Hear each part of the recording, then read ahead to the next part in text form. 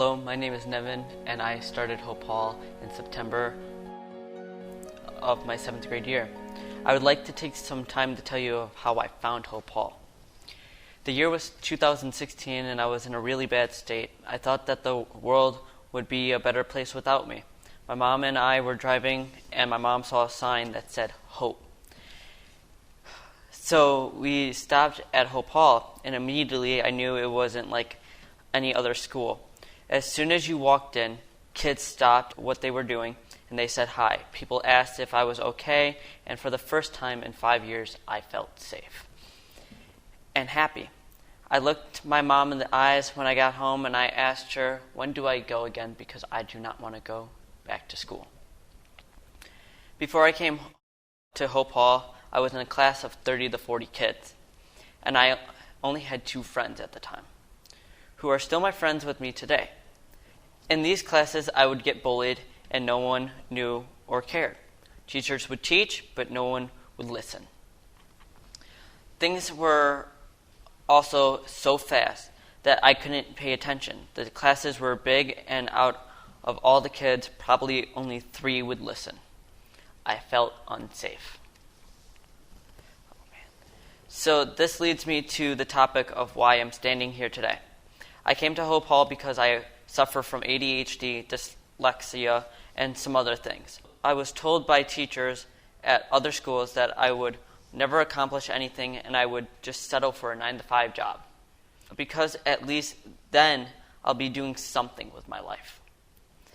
If it wasn't for Sister Diana, I would probably have given up on my education.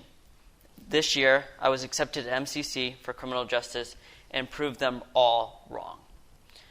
My grandfather and my Uncle Mitch once told me, don't focus on the past or too far into the future, focus on the present.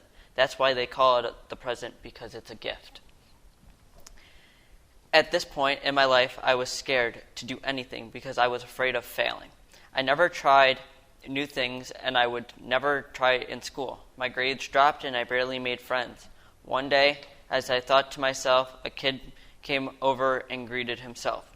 This was the first time somebody ever talked to me and was not rude about it. His name was Cameron Underwood, and he was a graduate of Hope Hall last year. He was also my first ever friend. When I came to Hope Hall, I was really nervous and with no friends and no idea where I was going. A kid in my class came up to me and grabbed me by my shoulder and said, "We are going to be best friends." These were the first words of my best friend Chris at Hope Hall. I had only experienced this once in my life, and unfortunately I lost that friend over the years. After a week of Hope Hall, everyone was so friendly and I had multiple friends. One day while I was walking through the halls, I bumped into a familiar person. It was my long-lost best friend, Cameron. He asked me how I was liking school and asked if he could do anything for me. I fit in with his new friends. I would not be where I am today if it wasn't for the people who had my back. My mom, who knows me best and did everything she possibly can for me. My grandma, who I can tell anything I want to, and she would listen. My late grandfather, who saw through everything I was doing to hide my feelings. And my dad, David, who taught me so many things about life. He taught me how to fish and ride my bike when my real father couldn't. I thank him for this.